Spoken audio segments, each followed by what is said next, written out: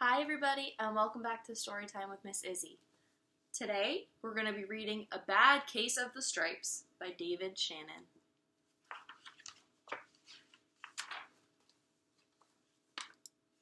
Camilla Cream loved lima beans, but she never ate them. All of her friends hated lima beans, and she wanted to fit in. Camilla was always worried about what other people thought of her. Today she was fretting even more than usual.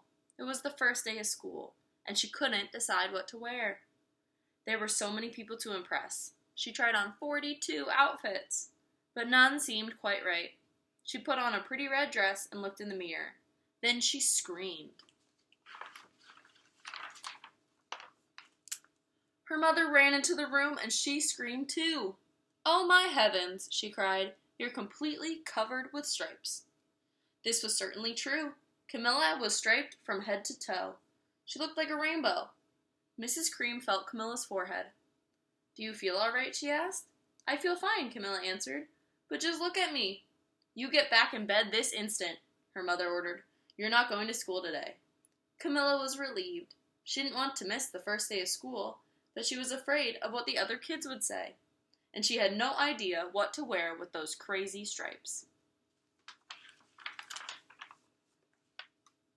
That afternoon, Dr. Bumble came to examine Camilla. "Most extraordinary," he exclaimed. "I've never seen anything like it.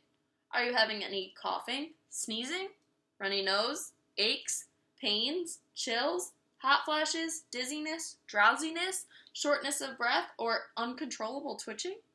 "No," Camilla told him. "I feel fine." "Well then," Dr. Bumble said, turning to Mrs. Cream, "I don't see any reason why she shouldn't go to school tomorrow. Here's some ointment that should help clear up those stripes in a few days. If it doesn't, you know where to find me." And off he went.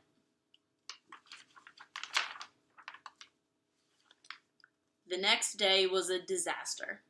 Everyone at school laughed at Camilla. They called her Camilla Crayon and Knight of the Living Lollipop. She tried her best to act as if everything were normal, but when the class said the Pledge of Allegiance, her stripe turned white, red, and blue, and she broke out in stars. The other kids thought this was great. One yelled out, "Let's see some purple polka dots." Sure enough, Camilla turned all purple polka dotty. Someone else shouted, "Checkerboard!" and a pattern of squares covered her skin. Soon, everyone was calling out different shapes and colors, and poor Camilla was changing faster than you can change channels on a TV.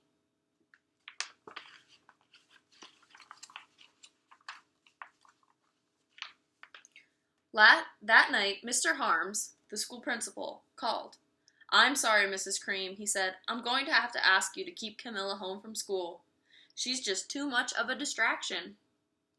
And I've been getting calls from the other parents. They're afraid those stripes might be contagious." Camilla was so embarrassed. She couldn't believe that 2 days ago everyone liked her. Now nobody wanted to be in the same room as her.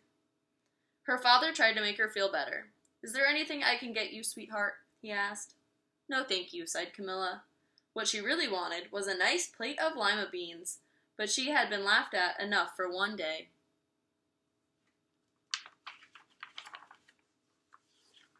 Oh no. Well, yes, I see," Dr. Bumble mumbled when Mr. Cream phoned the next day. "I think I'd better bring in the specialist. We'll be right over." About an hour later, Dr. Bumble arrived with 4 people in long white coats.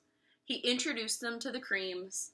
"This is Dr. Grop, Dr. Sponge, Dr. Cricket, and Dr. Young." Then the specialist went to work on Camilla. They squeezed and jabbed. They tapped and tested. This was very uncomfortable. "Well, it's not the mumps," concluded Dr. Grop. "Or the measles," said Dr. Sponge. "Definitely not chickenpox," put in Dr. Cricket. "Or sunburn," said Dr. Young. "Try these," said the specialist. They each handed her a bottle filled with different colored pills. "One of each before bed," said Dr. Grop. Then they filed out the front door, followed by Dr. Bumble.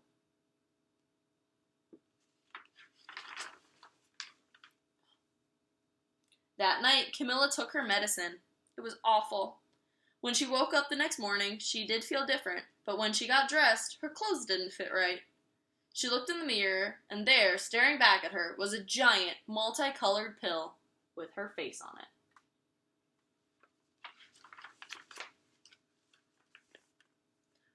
Dr. Bumble rushed over as soon as Mrs. Cream called. But this time, instead of the specialists, he brought the experts. Dr. Gord and Dr. Mellon were the finest scientific minds in the land. Once again, Camilla was poked and prodded, looked at and listened to. The experts wrote down lots of numbers. Then they huddled together and whispered. Dr. Gord finally spoke. "It might be a virus," he announced with authority. Suddenly, fuzzy little virus balls appeared all over Camilla. "Or possibly some sort of bacteria," said Mr. Mellon.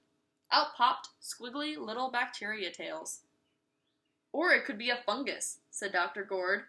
Instantly, Camilla was covered with different colored fungus blotches. The experts looked at Camilla, then at each other.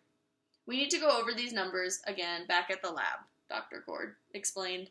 "We'll call you when we know something." But the experts did not have a clue, much less a cure.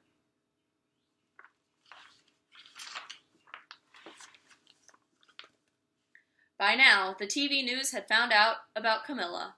Reporters from every channel were outside her house, telling the story of the bizarre case of the incredible changing child.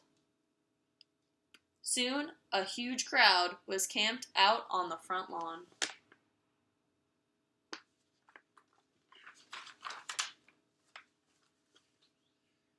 The Creams were swamped with all kinds of remedies from psychologists, allergists, herbalists, nutritionists, psychics, and an old medicine man, a guru, and even a veterinarian. Each so-called cure only added to poor Camilla's strange appearance, until it was hard to even recognize her. She sprouted roots and berries and crystals and feathers and a long furry tail, but nothing worked.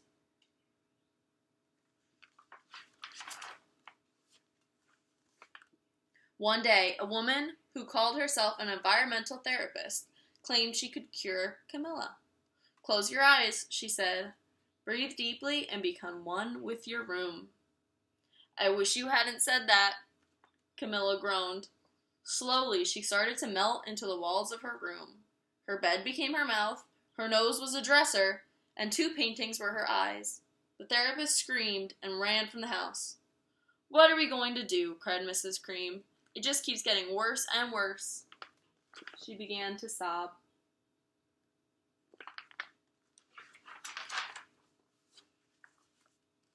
At that moment, Mr. Cream heard a quiet little knock at the front door. He opened it, and there stood an old woman who was just as plump and sweet as a strawberry. "Excuse me," she said brightly, "but I think I can help."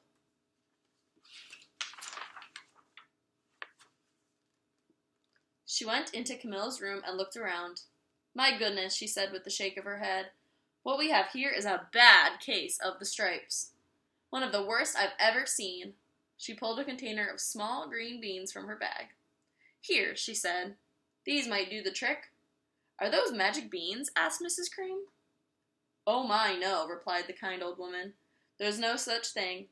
These are just plain old lima beans. I'll bet you'd like some, wouldn't you?" she asked Camilla. Camilla wanted a big, heaping plateful of lima beans, more than just about anything, but she was still afraid to admit it. "Yuck," she said. "No one likes lima beans, especially me." "Oh dear," the old woman said sadly. "I guess I was wrong about you." She put the beans back in her bag and started towards the door. Camilla watched the old woman walk away. Those beans would taste so good. And being laughed at for eating them was nothing compared to what she'd been going through. She finally couldn't stand it. "Wait," she cried. "The truth is, I really love lima beans." "I thought so," the old woman said with a smile. She took a handful of beans and popped them into Camilla's mouth. "Mmm," said Camilla.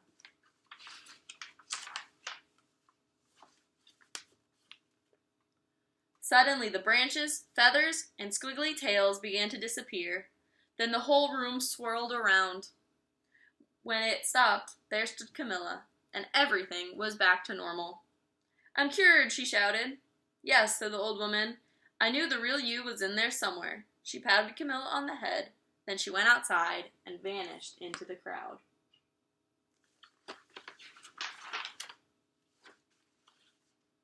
Afterward, Camilla wasn't quite the same. Some of the kids at school said she was weird, but she didn't care one bit. She ate all the lima beans she wanted, and she never had even a touch of the stripes again. The end. Bye, everybody.